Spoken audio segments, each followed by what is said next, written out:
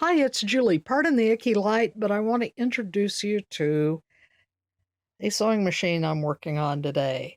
This is a domestic rotary machine. It's a post-war machine, post-World War II, I should add. After the war and after all the austerity of the war and the Depression, people were hungry for consumer items. So, sewing machines, as it were, yeah, haha, were part of the deal. This is the back side of the machine. I've cleaned it up a little bit. So this is the domestic sewing machine. Yes, I've told you that my furniture does multi-use stuff around here, and this is my laser engraver table. So that's my warning. Okay, let's look at some of the features of this machine. It's cast iron. Some of these were cast magnesium, which would be a lot lighter. This is kind of cool. It's this is the thread length, and that's how you. But you could, this lever, you can reverse it, so you can do different thread lengths going forward and reverse, which is kind of cool. There's your thread tension. This is your bobbin winder. This one had a really good bobbin winder tire on it. When you buy a sewing machine, you're probably going to find that the rubber parts are shot on it if it's a really old machine. Don't worry, you can buy replacements online, or if there's a sewing center near you that does repairs, they may have replacements in stock. We're going to go around the back here. This is the motor, and this is the drive. It's a direct drive. I just replaced that. The rubber on these gets really flat when they've been stored for a while. So, they have to be replaced. The threading on this is really cool. It's unusual. The thread goes from the spool up through this, then down here, and from right to left through this tension hook, back up through the arm, and back down to the needle. Your bobbin is down there. It's a fairly standard bobbin case. It threads a little funny. I'll show you some bobbins here in a minute.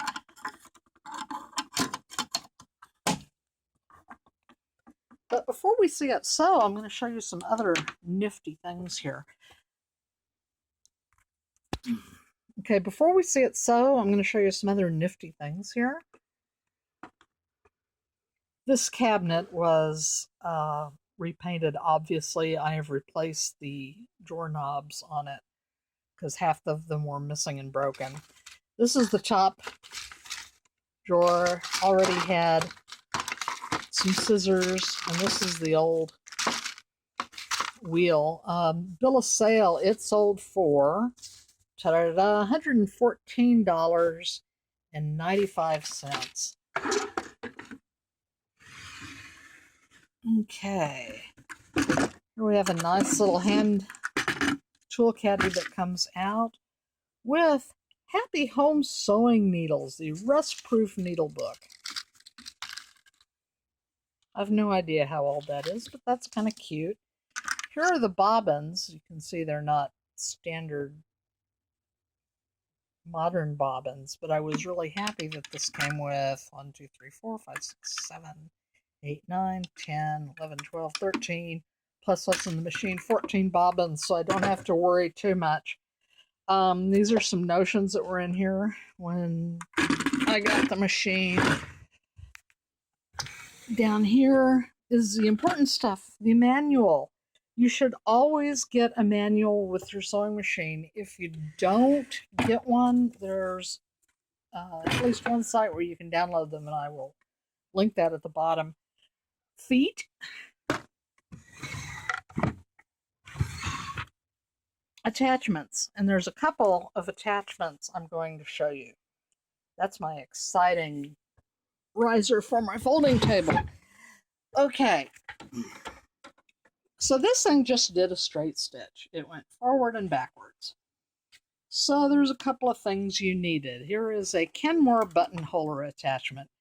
By the way, these things were sold under white, Kenmore domestic, and some other items, and they were probably all made out of the same plant in Ohio, from what I've been able to find out. So this is a button holder, quite a lot bigger than the button holder that you have for your modern sewing machine, but this was a bit of a marvel at the time because you could easily make buttonholes, and there were cams you could get to change the buttonhole sizes, shapes. This one came with my grandmother's Singer 99, and I think it will fit on this machine. This is a Zigzag Foot. That's a cam inside, and here's what they look like. So you have different cams for different type of zigzag stitches. That one's a little bit different than the previous. So the manual shows this to date to 1954. There's your width adjustment.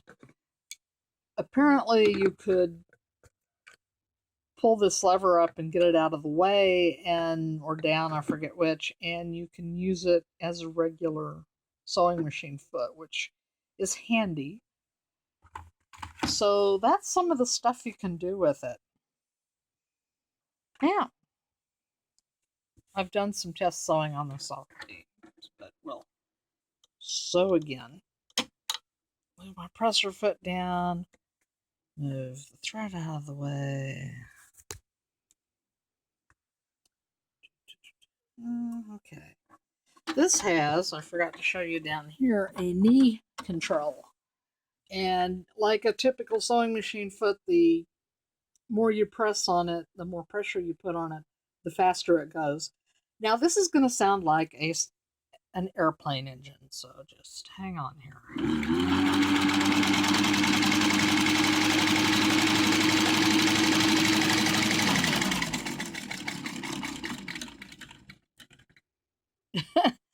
That's wild, isn't it? So I'll just pull this off. Pull it out. I don't know where my scissors went to. There they are. Snip the threads. And, it puts out makes a really decent stitch. I was really happy with this. There's the back side. So this is a great heavy duty workhorse. And the first thing I made with this was a cover for the table, and also the little cover you see over here that's my main work table. And I just threw some stuff off to the side here while I'm filming. I've got a bunch of donation things. Anyway, I did that, and then I got some vinyl and made bar stool covers. Okay, so I got some really high-end vinyl at Joann that looks like leather, and this thing sewed through 4 layers like butter. I mean, it's great.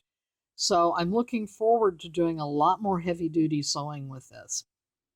So a couple of things I want to point out. These old machines, there's holes all along for oiling, and there are holes on the bottom for oiling. That's one good reason you want a manual, so you can oil it. You can see where to oil it, how to maintain it, etc., etc.